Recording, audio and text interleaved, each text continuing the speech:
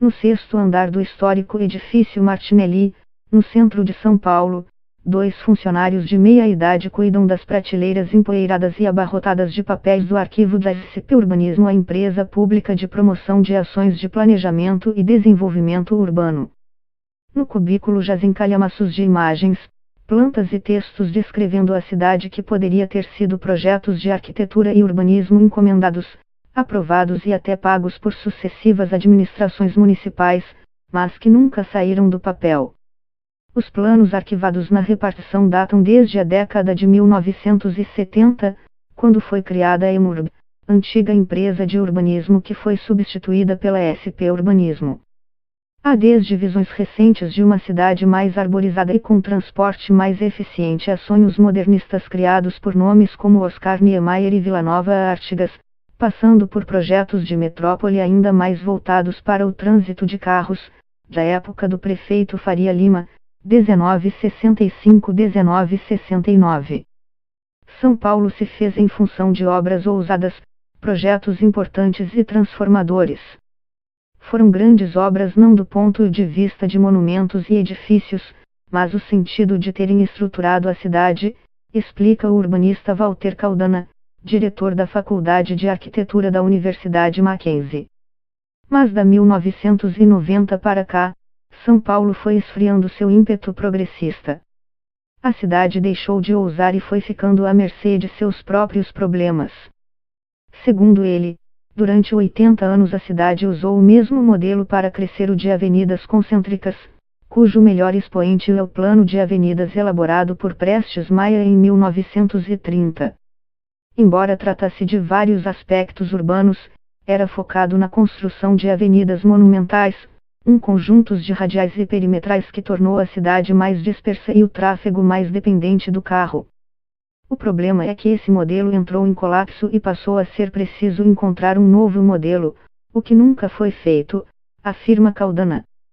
Entre os projetos arquivados há encomendas de praticamente todos os prefeitos, de Jânio Quadros a Gilberto Kassab, de Luísa Erundina a Fernando Haddad.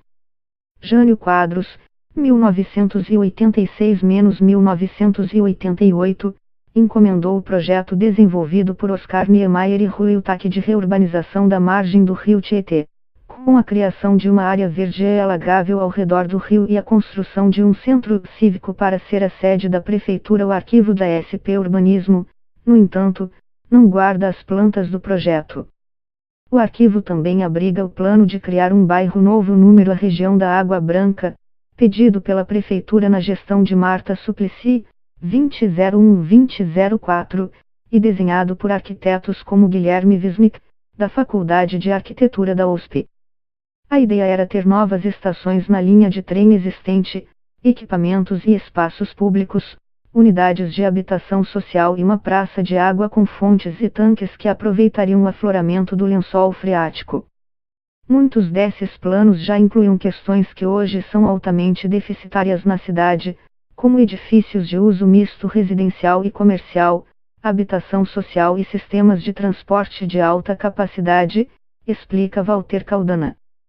Para a professora Nadia Sommer, que foi presidente da EMURB do Compresp, órgão de patrimônio municipal, o problema é que obras de longo prazo muitas vezes acabam sendo descontinuadas pelos governos seguintes. E a falta de continuidade não é apenas resultado da tradicional alternância de governos de partidos rivais, segundo Walter Caldana. É só olhar para a Lei Cidade Limpa, que é um projeto do Kassab e foi enfraquecida pelo João Doria, do mesmo grupo político, afirma. Pensados para o longo prazo, muitos desses projetos já estariam prontos se sua implantação tivesse começado na época do seu planejamento. Com base nas descrições e nas referências de imagens contidas nos documentos, a Notícias Brasil fez uma perspectiva artística de como partes da cidade poderiam ser hoje se os projetos tivessem saído do papel. No lugar do viaduto de concreto que rasga a cidade no meio, São Paulo poderia ter um longo parque arborizado, com galerias de arte e lojas nas laterais. E nem seria preciso interromper o fluxo de 80 mil carros que passam por ali diariamente. O local seria mantido como uma espécie de túnel elevado, com o parque sendo construído em cima e as laterais fechadas para abafar o barulho. O projeto de requalificação é do Escritórios Frentes, que foi o vencedor do concurso promovido pela gestão de José Serra em 2006 para buscar ideias para o viaduto. O plano, um dos muitos que foram considerados pela prefeitura ao longo dos anos para o lugar, era de que o parque tivesse playgrounds para crianças, pista de skate, ciclovia, espaço para apresentações e exposições ao ar livre e postos policiais. A entrada seria feita por edifícios de acesso, que poderiam abrigar também cinemas, teatros, restaurantes, bibliotecas e shoppings. Nunca saiu do papel. O plano diretor aprovado em 2014, durante a gestão de Fernando Haddad, 2010-2014, tornou obrigatório que o elevado seja demolido ou transformado em parque suspenso. Um dos projetos mais ambiciosos para a metrópole é de construção de um hidroanel que aproveitasse todo o potencial dos rios da cidade para transporte de cargas e passageiros, para uso turístico e de lazer. Imaginar embarcações cheias de produtos e pessoas pelos rios Tietê e Pinheiros pode parecer surreal para quem vê o estado das águas na cidade, mas o projeto não tem nada de ficção ou fantasia, tem até um estudo de pré-viabilidade técnica, econômica e ambiental licitado pelo governo do estado de São Paulo em 2009. Organizado pelo Grupo Metrópole Fluvial, sob coordenação do arquiteto e urbanista Alexandre Delijaikov, da Faculdade de Arquitetura e Urbanismo da USP, o projeto tinha até um cronograma de implantação, começaria em 2012 e duraria cerca de 38 anos, até 2040.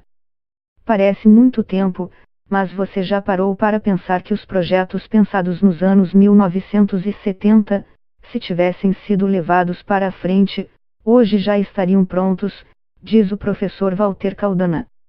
O hidroanel compreenderia uma rede de hidrovias navegáveis de 170 quilômetros. Seria composto pelos rios Tietê e Pinheiros e pelas represas Billings e Itaiaçupeba, além de um canal artificial ligando as duas.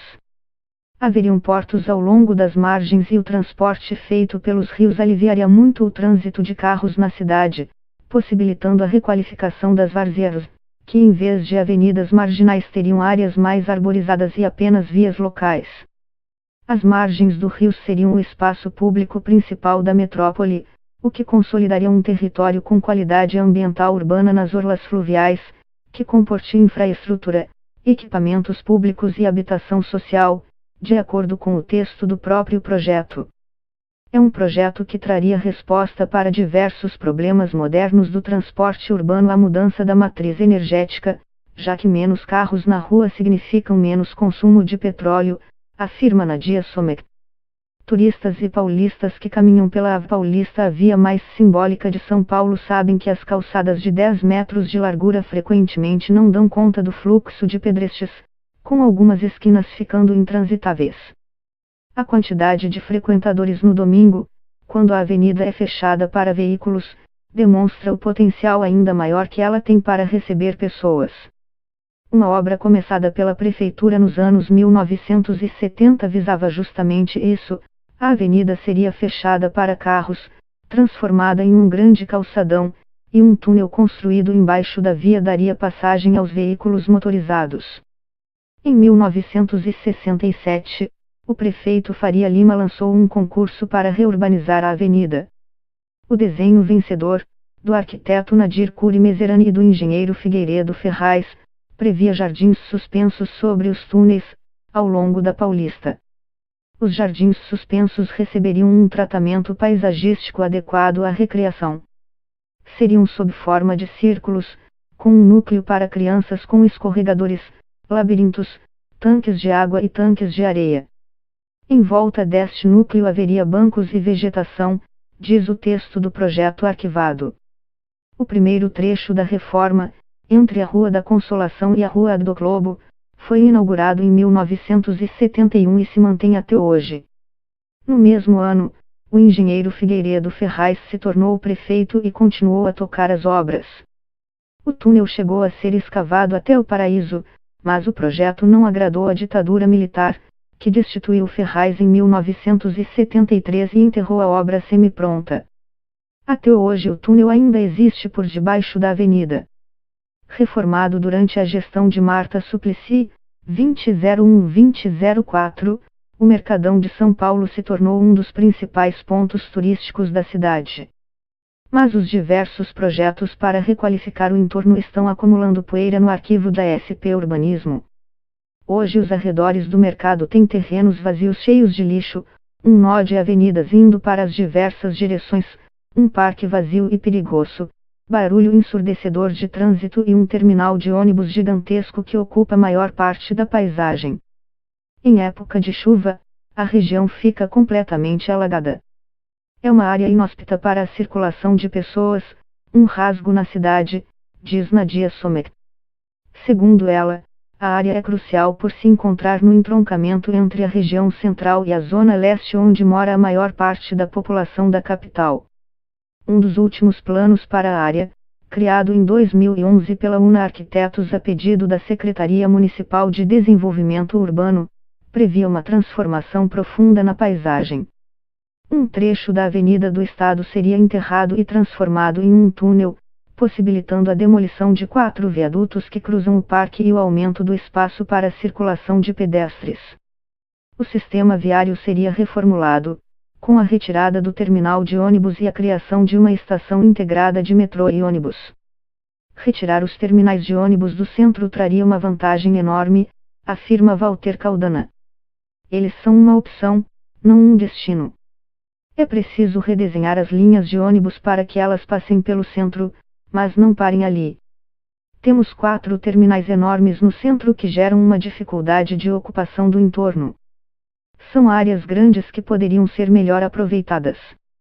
Uma lagoa de retenção com um sistema de filtragem natural reteria o excedente das águas da chuva, resolvendo o problema das enchentes.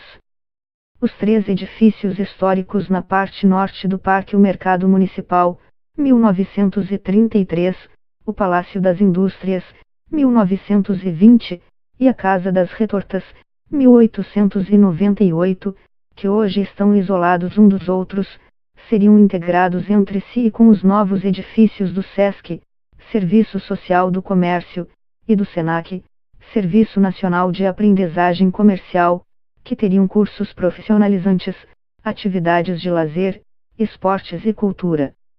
O lado oeste do parque também seria integrado com a Rua 25 de Março. O prédio do SESC, no lugar do antigo edifício São Vito, é o único ponto que deve virar realidade num futuro próximo. Embora não tenha data fechada, o terreno já está ocupado pela instituição, que promove diversas atividades no local.